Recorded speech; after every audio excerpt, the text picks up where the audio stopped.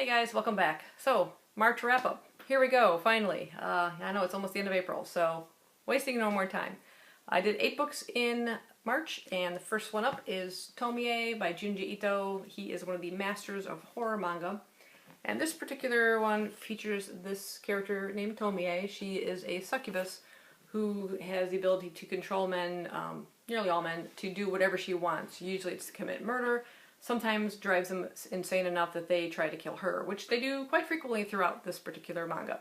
And it felt a bit repetitious after a while. Now, I've read Uzumaki by this particular mangaka, and I really love that one. That is about a spiral that starts to invade a town and then people and twisting them all up, and it was really creepy. And also I read Gyo, which I also liked. This one, like I said, I got a little bit bored with, but overall, it's sort of what you kind of expect from his artwork and stuff. It's creepy, it's gruesome. Hands coming out of her head there. One there. But I got a little tired of it after a while and just kind of wanted to move on with it. It was just an okay one for me, but I gave it only 2 stars. The next manga that I read that I really did enjoy was the 2nd volume of Orange. This is the complete collection, and it finishes within this volume. It's about 3/4 of it, where the last half of the book is actually another short story. I don't know, kind of difficult to pronounce. And it's about these 2 twin sisters, and it's all kind of love relationships between like 5 different people. One person loves that person loves that person. Like taking the love triangle to extremes. It was an okay story. It was kind of cute. It's just, like I said, it's just a quick little one-off at the end of that. But in terms of Orange itself, the first volume I gave 5 stars to. This one I gave 4 stars, and I'll tell you why I took it down 1. But it's about this young girl named Naho who receives a letter from herself 10 years in the future warning her that the new student, Kakuro, coming to school, they need to look after him. Her and her friends need to watch out for him. And the letter lists things that they should and should not do to prevent something kind of tragic from happening in the future. And they all kind of rally around this young boy. And it's a really touching story of friendship, and there's some melancholy and some sadness throughout it as well. But overall, I really, really enjoyed it. Except for the one little aspect, which is with regards to the letters from the future and how they get them back in the past.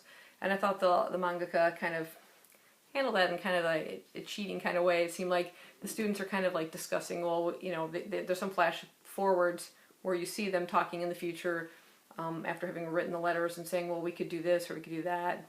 And it's never really settled on one particular thing, or there's no proof that that's going to even work, and it's just sort of thrown out there and, okay, we'll just let that slide and go back to the main story. And it's like, but you didn't really cover that very well.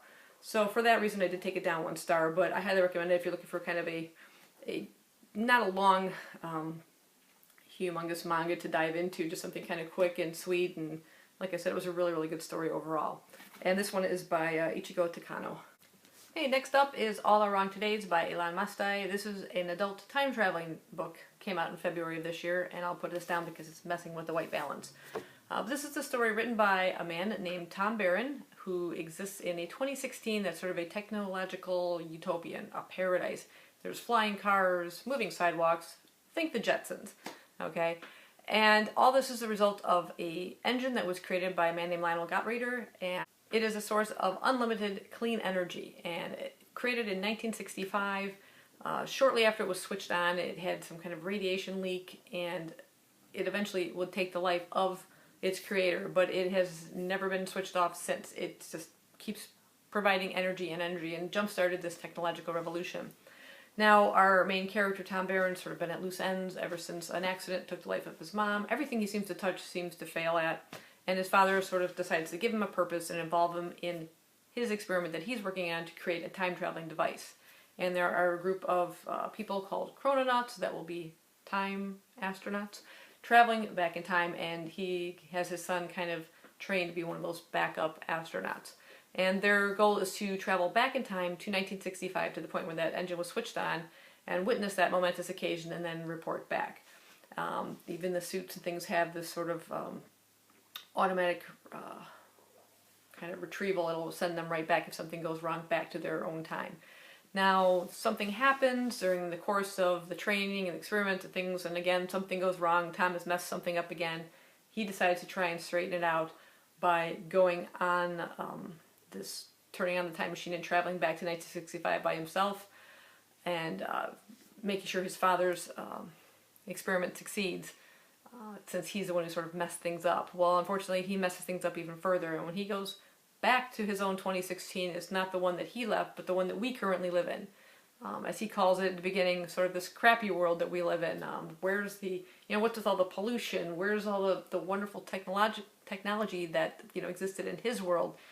But there's other things in this new world, things that don't exist in his old 2016, the one he knows.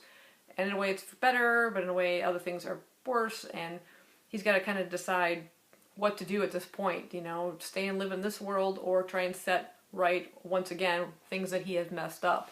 And I found it really compelling, a really great story, and I love the attention to detail in the time traveling aspect of it, because the author doesn't just say, okay, they're going to just jump back from 2016 to 1965, poof, they're there.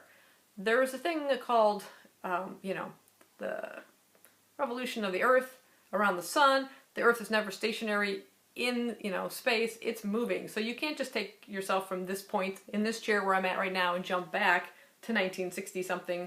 I won't necessarily even be on the planet. I'm sure this house didn't exist back then, but I won't be on this planet because this planet might be somewhere else revolving around the sun. So there is an interesting attention to detail, and he explains how they make sure that they're able to travel back to that specific location, that specific lab where that engine's turned on. And I thought it was just super clever, really great. This may very well end up being one of my top 10s by the end of this year. I gave it 5 stars. Another book that's sure to be on my top 10 by the end of the year is The Nightingale by Kristin Hannah.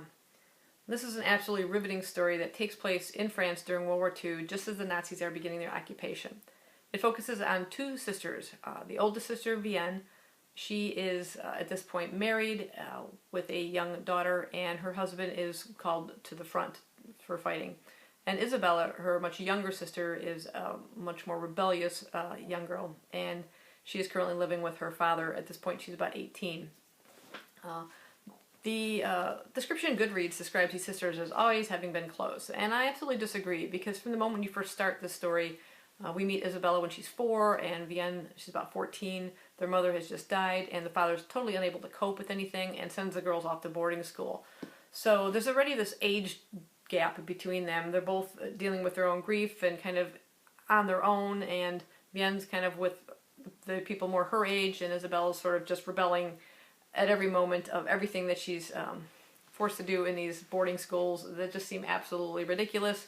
She's thrown out of one after another and eventually sent back to her father, who wants to send her to another school, and she says, I absolutely refuse. And she says she's going to stay and work in her father's bookstore.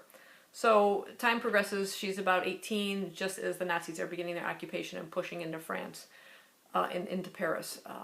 By this point also, like I said, Vienne's husband Antoine, he's been sent to the front, and he's now been captured, and he's in a Nazi prison camp. She doesn't know his condition or anything, or any way to contact him. So things start to get a little bit dire when the Nazis start moving into Paris. Isabella's father decides to send her to the countryside, not only for her own safety, but to help Vienne out as well.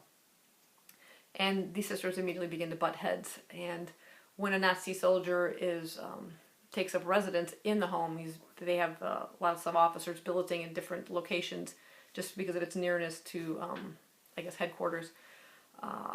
It becomes a bit more dangerous because of Isabella's kind of behavior and her animosity towards this officer.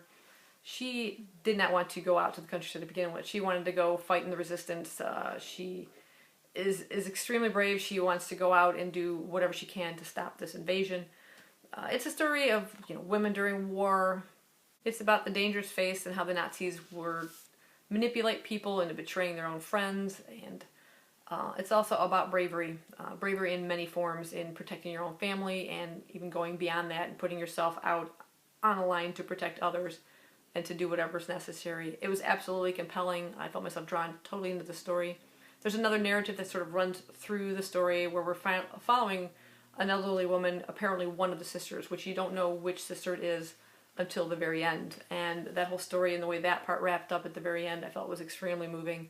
I was compelled throughout the whole thing. I just couldn't put it down. I highly recommend this one. I kind of late to the party reading this one, but like I said, it stuck with me a lot, and I still kind of have images of the things you see, as you're reading it and experiencing it, and the horrible situations that they had to go through. And yeah, I highly recommend this one. Like I said, I definitely see this one being in the top 10 by the end of the year. Gave it 5 stars. Okay guys, I think I'm going to go ahead and split the wrap up into 2 parts, and I'm going to end this one here. I seem to have difficulty uploading videos longer than 15 minutes for whatever reason, so I will do the last 4 books in part 2 wrap up, so be sure to watch that, and I'll see you guys over there. Bye!